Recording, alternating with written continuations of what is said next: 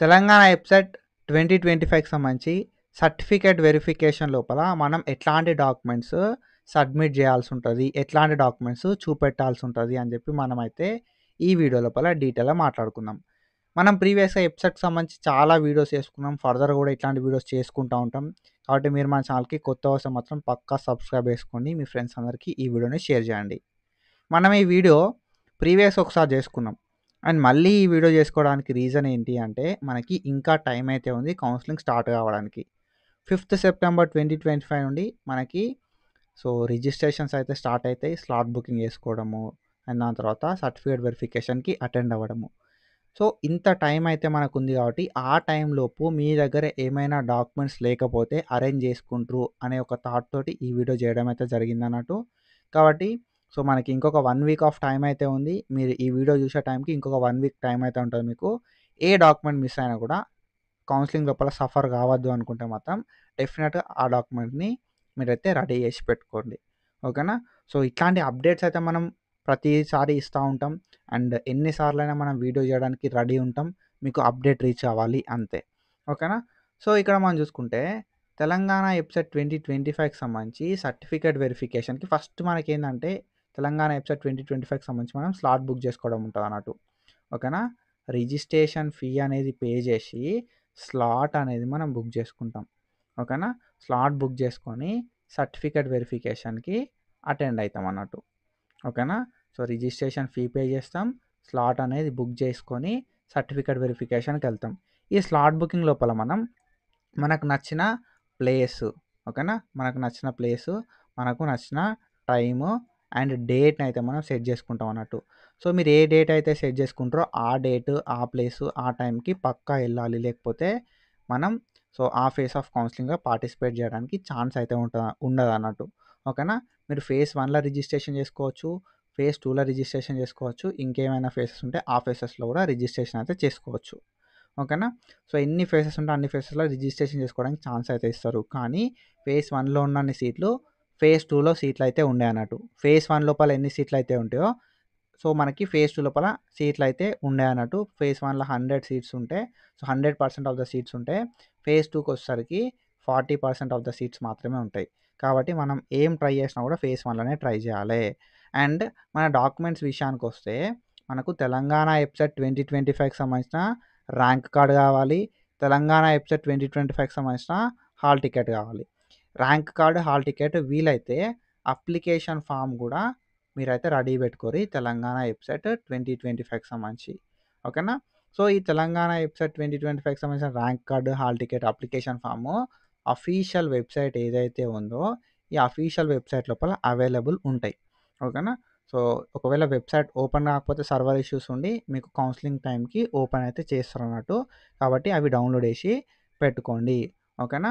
And then Aadhaar card. ఈ Aadhaar card అయితే అందరి దగ్గర అయితే ఉంటదన్నట్టు. ఈ ఆధార్ కార్డ్‌ని మీరు రెడీ పెట్టుకోండి.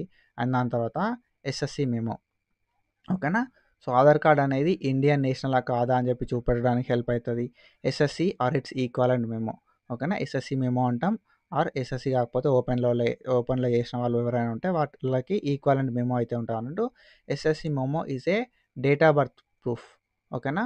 డేట్ ఆఫ్ బర్త్ ప్రూఫ్ అన్నట్టు. SSC memo or birth certificate అని కూడా అంటా ఉంటారు. డేట్ ఆఫ్ బర్త్ ప్రూఫ్‌కి ఎస్ఎస్‌సి మెమోనైతే మనం చూసుకుంటాం అన్నట్టు. అండ్ దెన్ దాని తర్వాత మనం చూసుకుంటే ఇంటర్మీడియేట్ మెమో. ఓకేనా? ఇంటర్మీడియేట్‌కి సంబంధించిన మెమో. ఈ intermediate or its equivalent memo అంటాం. మనకు intermediate or its equivalent memo, మన ఇంటర్‌ది మెమో అయితే మనం తీసుకెళ్లాల్సి ఉంటదన్నట్టు. దాని తర్వాత 6థ్ క్లాస్ టు ఇంటర్మీడియేట్‌కు సంబంధించిన బోనాఫైడ్. ఓకేనా? 6థ్ టు 12థ్.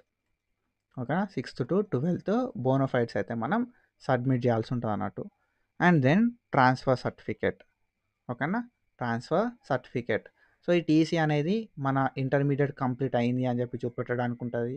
అండ్ 6థ్ టు 12థ్ ఏదైతే ఈ బోనాఫైడ్స్ ఉన్నాయో లోకల్ స్టేటస్‌ని డిటర్మైన్ చేస్తాయన్నట్టు. ఓకేనా? లోకల్ స్టేటస్‌ని డిటర్మైన్ చేస్తాయి.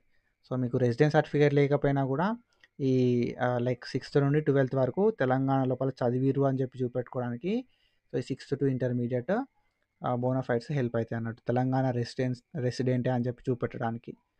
అండ్ దాని తర్వాత ఇన్కమ్ సర్టిఫికేట్. ఓకేనా.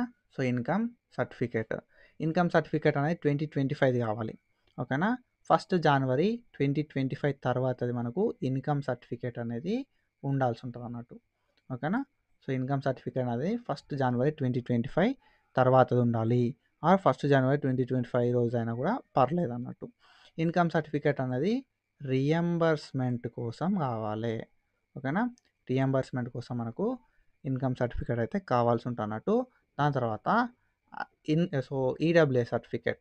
ఓకేనా. ఈడబ్ల్యూఎస్ ఇన్కమ్ అంటాం, ఎకనామికల్లీ వీకర్ సెక్షన్ అంటాం. ఈడబ్ల్యూఎస్ ఎవరికైతే అప్లికబుల్లో వాళ్ళు ప్రొవైడ్ చేయాల్సి ఉంటుంది.